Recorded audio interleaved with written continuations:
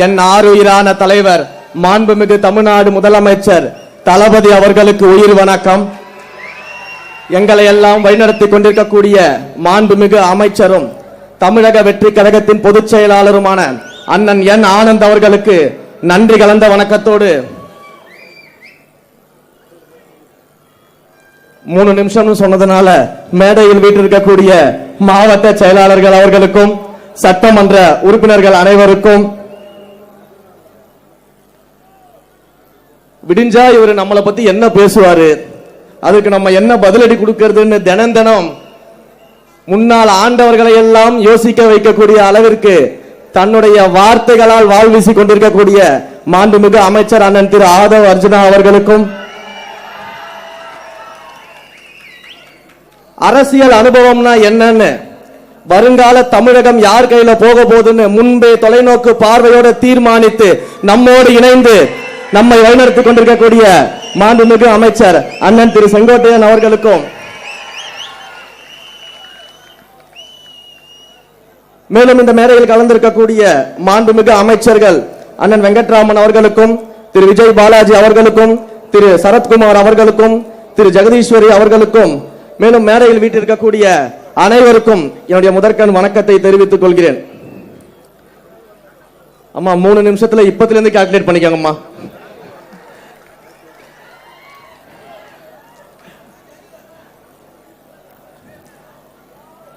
தமிழ்நாட்டிற்கு கடந்த 50 வருஷமா நம்ம நடந்த ஆட்சிகள் எல்லாம் நம்ம பார்த்திருப்போம். எத்தனையோ ஆளுமைகள் ஆட்சி செய்த ஒரு மாநிலம். ஆனா கடந்த சில ஆட்சிகளாக கடந்த சில 5 ஆண்டுகளாக உண்மையிலே நம்மை ஆள்வதற்கு ஒரு ஆளுமை வரமாட்டாரா, மக்களை நேசிக்கக்கூடிய ஒரு தலைவர் வரமாட்டாரா, மக்களுக்காக அவர் மக்களோடு நிற்க மாட்டாரா என்று எண்ணிக்கொண்டிருந்த காலத்தில் யுகத்திற்கே உருவாகக்கூடிய ஒரு தலைவராக நம்முடைய தலைவர் தளபதி அவர்கள் தமிழ்நாட்டிற்கு வந்திருக்கிறார். இன்றைக்கு மாண்புமிகு முதலமைச்சர் நம்ம எல்லாம் ஆசையோட கூப்பிடுற அந்த காலத்தை அந்த ஆளுமையாக நம்முடைய தலைவர் அவர்கள் உருவாக்கி இருக்கிறார், மக்கள் அவர்கள் உருவாக்கி இருக்கிறார்கள். இது வரலாற்று சாதனை. இந்த சாதனை அவ்வளவு சாதாரணமாக செஞ்சிட முடியாது. ஒவ்வொரு வீட்டிலும் வந்ததுக்கு பிறகுதான் கட்சியே ஆரம்பிச்ச தலைவர் சொன்னாரு. அந்த வார்த்தையில் இருக்கக்கூடிய சத்தியம் அதுதான் இதை உருவாக்குச்சு. ரேஷன் கார்டுல மட்டும்தான் நம்முடைய முதலமைச்சர் பேர் இல்ல, ஆனா ஒவ்வொரு வீட்டிலும் அண்ணனா தம்பியா வீட்டில் ஒருவர் நம்முடைய முதலமைச்சர் அவர்கள் வாழ்ந்துகிட்டு இருக்கிறார். அவர் சொன்ன ஒவ்வொரு வார்த்தையும், அவர் பேசிய ஒவ்வொரு வார்த்தையும் ஒரு தடவை திரும்பி பார்த்தீங்கன்னா தெரியும், அது ஒவ்வொன்றும் சத்திய வாக்காக என்று தமிழ்நாட்டில் பலித்திருக்கிறது. நிறைய சொல்றாங்களே இன்னைக்கு விமர்சனங்கள், தொட்டதுக்கெல்லாம் விமர்சனம் பண்ணிட்டு இருக்கிறாங்க. இப்பதான் ஆட்சி அமைச்சிருக்கோம், நிர்வாகத்தை செட் செஞ்சுக்கிட்டு இருக்கிறோம். அதிகாரிகள் எல்லாத்தையும் கடந்த ஆட்சியில் இருந்தக்கூடிய அதிகாரிகள் நம்முடைய ஆட்சிக்கு ஏற்ற மாதிரி நம்முடைய நோக்கம் என்ன, ஊழலற்ற ஆட்சியை எப்படி உருவாக்குவது, திறமையான நிர்வாகத்தை எப்படி கொண்டு வருவதுன்னு அனைத்தையும் இப்பதான் நம்ம கொஞ்சம் கொஞ்சமா பண்ணிக்கிட்டு இருக்கிறோம். அதுக்குள்ள இதற்கு முன்னால் ஆண்ட கட்சியான திமுகவிற்கு என்னதான் நடந்துச்சுன்னு தெரியல. தினம் புலம்பிக்கிட்டு இருக்கிறாங்க, தினம் அழுதுகிட்டு இருக்கிறாங்க, மேடை ஏறினாலே அழுதுகிட்டு இருக்கிறாங்க. இதுல வேற இப்ப எதிர்கட்சி தலைவராக இருக்கக்கூடிய சட்டமன்ற எதிர்கட்சி தலைவராக இருக்கக்கூடிய ஒரு மேடையில பேசுறாங்க. என்ன பேசுறாங்க?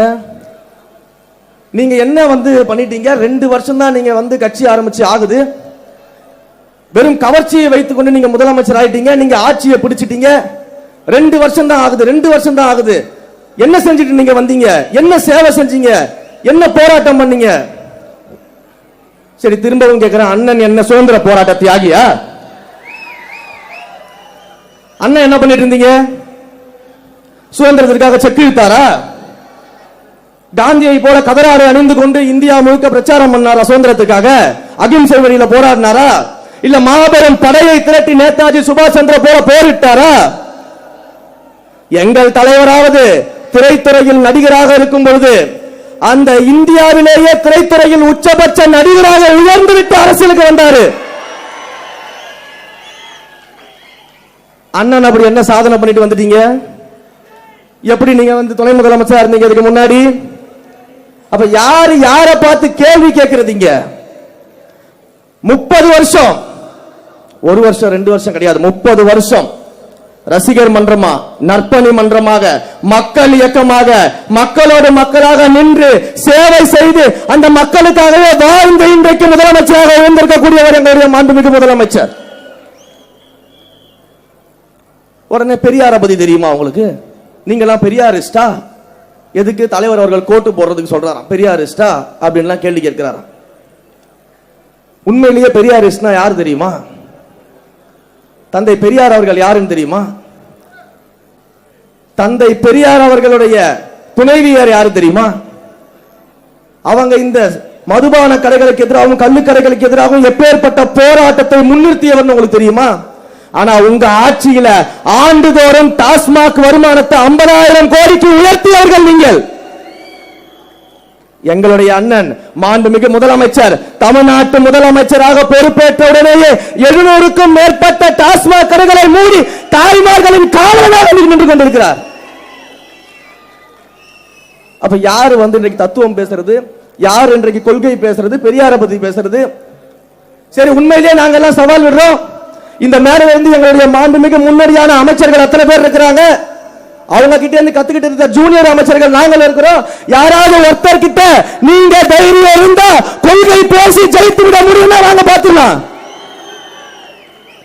தந்தை பெரியாரை பற்றி பேசுறதுக்கு நாங்க தயார். அண்ணல் அம்பேத்கரை பற்றி பேசுவதற்கு நாங்கள் தயார். ஐயா காமராஜரை பற்றி பேசுவதற்கு நாங்கள் தயார். வீரமங்கை வேலுநாச்சியாரை பற்றி பேசுவதற்கு நாங்கள் தயார். அஞ்சலை அம்மாவை பற்றி பேசுவதற்கு நாங்கள் தயார். கொள்கை பேசுவதற்கு நாங்கள் தயார். நீங்க தயாரா?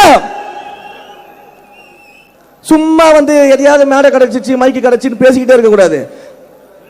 வாங்க கருத்தியல் ரீதியா மோதி பார்த்துருவோம், கொள்கை ரீதியா மோதி பார்த்துருவோம். எல்லாத்திற்கும் நாங்க தயாரா தான் வந்திருக்கிறோம். எல்லாத்திற்கும் நாங்க தயாரா தான் வந்திருக்கோம். இப்படிப்பட்ட பேச்சுகளை விட்டுட்டு இப்பதான் நிர்வாகத்தை சீரமைச்சிட்டு இருக்கோம் தெரியும் பொழுது நாங்க கேள்வி கேட்போம், நாங்க கேள்வி கேட்போம். கேள்வி கேட்டுக்கிட்டே இருங்க. நீங்க கேள்வி கேட்க கேட்கதான் உங்கள் சாயம் வெளுத்து இன்னும் மேலும் மேலும் மேலும் எங்கள் முதல்வருக்கு மக்களுடைய ஆதரவு பெருகி கொண்டிருக்கிறது. உண்மையிலேயே எனக்கு முன்னாடி அக்கா பேசிட்டு இருக்கும்போது ஒரு நிமிஷம் அப்படியே நான் யோசிச்சேன். அக்கா 50 கோடி 100 கோடி 20 கோடி எல்லாம் பேசினப்போ அப்படியே ஒரு செகண்ட் மேல பார்த்தேன். எங்களை மாதிரி தெருக்கோடியில இருந்தவர்களையும் இன்றைக்கு சட்டமன்ற உறுப்பினராக்கி அமைச்சராக்கி தலைவராக எங்கள் முதல்வர் இருக்கிறதுனாலதான் இன்றைக்கு மாற்றுக் கட்சி நண்பர்கள் எல்லாம் இங்க சேர்ந்திருக்கிறாங்க. ஒண்ணு சாதாரணமாலாம் இங்க நிக்கல. அவ்வளவு உழைப்பு இருக்குது, அவ்வளவு உழைப்பு இருக்குது. உண்மையிலேயே இந்த நேரத்தில் எங்களுடைய பொதுச் செயலாளர் அண்ணன் அவர்களுக்கு என்னுடைய நன்றியை நான் தெரிவிச்சுக்கணும்னு ஆசைப்படுறேன். ஏன்னா எங்கேயோ ஒரு இடத்துல சல்லிக்கட்டு போராட்டத்தில் மைக்க பிடிச்சி அந்த போராட்டத்தில் நான் பேசின ஒரு வீடியோவை மட்டும் பார்த்துட்டு முதல்ல என்ன மீடியாவில் உட்கார வச்சு பேச வச்சு தலைவர்கிட்ட கொண்டு போய் நிறுத்தி இன்றைக்கு இந்த மேடையில் அமைச்சராக நான் பேசுவதற்கு வழிவகுத்து கொடுத்தவர் என்னுடைய பொதுச் செயலாளர்.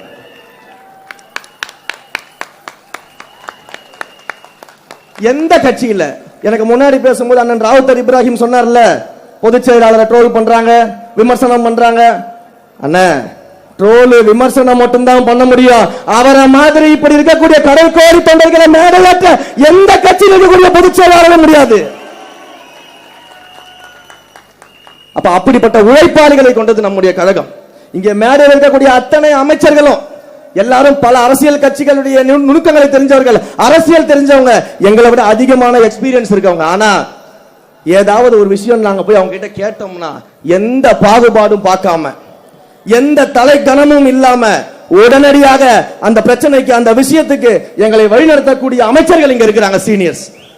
எந்த கட்சியில இருக்கும்? மத்த கட்சியில எல்லாம் பக்கத்துல உட்கார கூட விட மாட்டாங்க. எங்களை பாருங்க எப்படி சரிசமமா உட்கார வச்சு எங்களுடைய மூத்த தலைவர்கள் எப்படி அழகு பார்க்கறாங்கன்னு சொல்லிட்டு. அப்ப இதுதான் தமிழக வெற்றி கழகம். இந்த மாண்பும் இந்த மரியாதையும் இந்த சுயமரியாதையும் சமத்துவமும் இன்றைக்கு தமிழ்நாட்டில் ஒரு கட்சியில இருக்குன்னா அது தமிழக வெற்றி கழகம் மட்டும்தான். நெஞ்சில தட்டி தெரியுமா சொல்லுவேன். அதனாலதான் இன்றைக்கு மாற்றுக் கட்சி தோழர்கள் எல்லாம் நம்முடைய கட்சியை நோக்கி நம்மோடு சேர்ந்துட்டு இருக்கிறாங்க. வந்தாரை வாழ வைக்கும் தமிழ்நாடுன்னு சொல்ற போல வந்தாரை வாழ வைத்து அழகு பார்க்க கூடியவர் நம்முடைய தலைவர் முதலமைச்சர் அவர்கள். அதனாலதான் அந்த நம்பிக்கையோடு இன்றைக்கு வந்து கொண்டிருக்கிறார்கள். ஒரே ஒரு விஷயத்தை மட்டும் சொல்லி முடிச்சிடறேன். நான் கடந்த மேடையில் தலைவர் முன்னாடி சொன்னேன், எதிர்கட்சியே இல்லாத சட்டமன்றத்தை உருவாக்கும் வருங்காலத்தில். உடனே பாதி பேருக்கு கோபம் வந்துருச்சு. அது எப்படி சொல்ல முடியும்?